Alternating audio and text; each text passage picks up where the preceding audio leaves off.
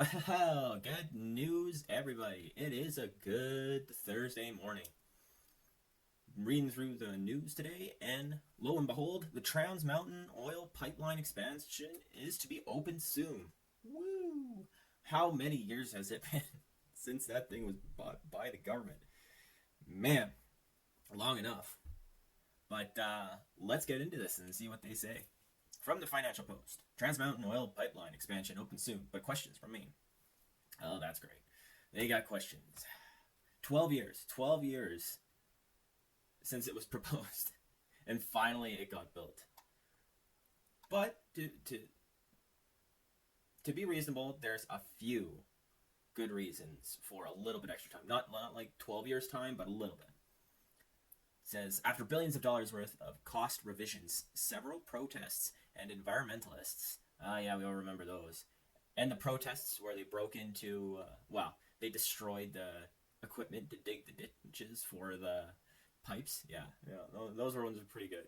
Environmentalists tying themselves to trees. Oh, yeah. What else? What else did they do? They, I don't know if the burning wood on CN rail lines was part of that as well. I can't remember. I think it was. Let me know in the comments below if you remember that, and if you remember whether or not that was part of this whole Trans Mountain Pipeline thing. And the discovery of about 250,000 artifacts during construction. Canada is just a week away from the commercial start of a new pipeline that was originally proposed 12 years ago to oil producers' access to better prices and newer markets. Yes, take those Asian markets by storm. Now if we can only get some tankers. Apparently oil is already flowing in some of the sections of the 1,150 kilometer pipeline owned by federal government's Trans Mountain Corp. So it says this pipeline has a capacity of 590,000 barrels per day. Woo-wee. So it's scheduled to open May 1st. And they have a guy here who's kind of commenting on the price and the date and everything. His name is Mark Mackey, the Chief Financial and Strategy Officer. So he says, the whole employee population here at Trans Mountain is super excited about the start system. Okay, yeah. So apparently the existing line, so there was an existing line before this. It was built in 1953, and it already transferred 300,000 barrels of oil per day. So this one's gonna transfer like double. So now I don't know if it was this pipeline, the Trans Mountain Pipeline. I think it was the Trans Mountain Pipeline, or the existing one that leaked and then started a forest fire. But they like cleaned it up and like solved it real quick. So I remember them saying Trans Mountain, but I wonder if the existing pipeline is also called like Trans Mountain Pipeline 1 or something like that. Anyways, the cost of the new pipeline was originally, and this is 2017, mind you, 7.4 billion. But now, get this, they've spent $34 billion on this pipeline. When the federal government has taxpayers to spend, I mean, why not spend it? There's no budget. There's no budget in this. We just throw money at it. Hopefully this thing's laced with gold. So, then that would make sense. Have like 1,100 kilometers of gold. And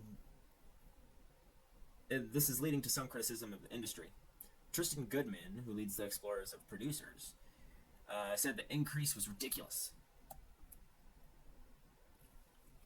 Well, like we read before on the nuclear power article I did, I mean, there's a history of federal projects being over budget and bloated. So I called this. I totally called it that the Trans Mountain Pipeline was going to be bloated and overly expensive. So this guy, he has this one quote. where I think it pretty much sums up everything. He says, unfortunately, to do a project right in these days that we live in now, this is a reality that people are going to have to confront the ballooned costs of federal budgets of infrastructure projects, pretty much. I would certainly wish it was less, but it is what it needed to be in terms of how things got done and where they got done, especially the how, I think, is the new norm. So he's stating like the pandemic, some flooding, key activities, okay, the breaking in of vehicles and stuff made things more expensive the following year. The big difference was how the company decided to construct the pipeline. Now this was something kind of cool and kind of good and like good that came out of the pipeline, because if we didn't dig this up, all this stuff wouldn't be found. So right here,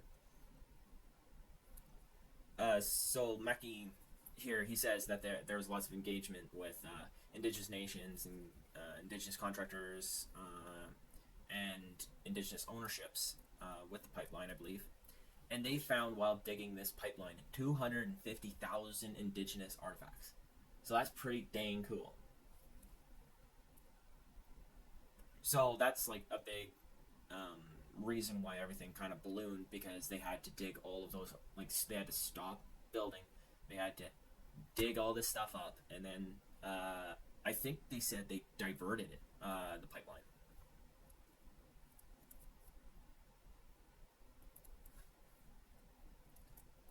So down, continuing down, so I'll just rant about this, another new pipeline. So pretty much in this section, they're talking about how industry leaders now are saying, like, yeah, we're stoked that you put this new pipeline in. Initially, we thought that, and this is, to me, this is stupid.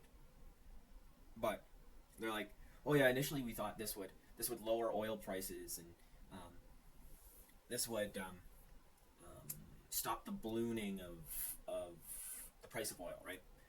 But then they say, oh, but the pipeline will be filled pretty soon, and it'll be there'll be a backlog, so there's gonna have to be more pipelines put in. It's like, wait. So what you're saying is it's not gonna go down a lot, even with like 590,000 barrels of oil. So are they just trying to prepare us for like no lower gas prices? That's what I think. But let's see. So Calgary-based Tamarack Valley Energy Ltd. executive Brian Schmidt, in an interview, told Bloomberg this week the pipelines as a good stopgap, but Canada would ultimately need more capacity to satisfy its future growth. Because up here it says the industry has been pumping more oil in anticipation of better prices due to the new pipeline. Now the industry insiders expect the pipeline to be saturated within 2 years, so some expect more pipelines will be needed in the future. No, I'm anticipating what this means is, yeah, this is gonna, saturate the market. So prices are gonna go down. But then what they're saying is they're gonna produce more and more and more and more. So then prices are gonna go back up if we don't build any more pipelines, I'm assuming. Now lower here, Mackey, or further down, Mackey, the guy we were talking about earlier, said that instead of building more pipelines, or at least before building more pipelines, maybe we should look at like updating our pumps, updating the infrastructure before the pipelines to see if we can get more out of them, which makes incredible sense. So yeah, like that would be kind of smart, because what did they say? With their old pipeline, it said it was built in 1953. If they still have the original pumps, or I mean, like, I don't know, like depending on when they updated the pumps, like I'm pretty sure there's more efficient ones right now, and you can put that in, possibly. But anyways, we'll have to see what happens with with oil prices, I'm pretty sure they're going to get a lot better once this goes in, and Canada is going to get a lot more money. So, woohoo. They did put it into their budget, and it was about 0.25% of the GDP. So, and the government's saying that they don't particularly want to keep it long term, but hopefully they keep it long enough so they can see some returns on it, and then when they can get like a price where we can make money on the pipeline by selling it, then they can sell it off. But for some reason, I don't particularly think I have that much trust in the Liberals to actually do something that's smart and fiscally responsible. So we'll have to see how it goes. So let me know what you think of the video. Please like and subscribe if you like the video. And I post my Twitter account down there at Imperfect Politics. Twitter/X. I have to remember it's called X now. So if you want to message me there and follow me there, that would be awesome. Send me some links to some videos that I can review, and I'll review some politics videos or articles that may be there. I don't tend to do too many videos on X, but I'll try to start doing that as well.